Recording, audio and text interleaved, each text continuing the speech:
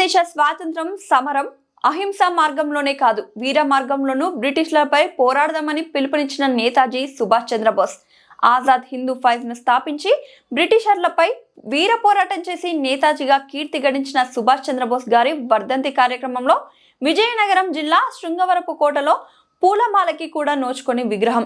శృంగవరపు కోటలో సుభాష్ చంద్రబోస్ విగ్రహం ఎక్కడ ఉందో కూడా తెలియని రాజకీయ నాయకులు మరియు ప్రభుత్వ అధికారులు. ఒడిశా రాష్ట్రంలోని కట్గాలో ప్రభావతి దేవి జానకినాథ్ బోస్ దంపతులకు నేతాజీ జన్మించారు. నేతాజీ తండ్రి అడ్వకేట్, జాతీయవాది కూడా. ఆయన బెంగాల్ లెజిస్లేటివ్ కౌన్సిల్ సభ్యుడిగా పనిచేశారు. చిన్నతనం నుంచి చురుగ్గా ఉండే నేతాజీ రామకృష్ణ పరమహంస, స్వామి వివేకానందల ప్రభావంతో సన్యాసం స్వీకరించారు. మానవ సేవే మాధవ సేవ అన్న రామకృష్ణుడి ఉపదేశంతో దేవసేవకు నడుం కట్టారు.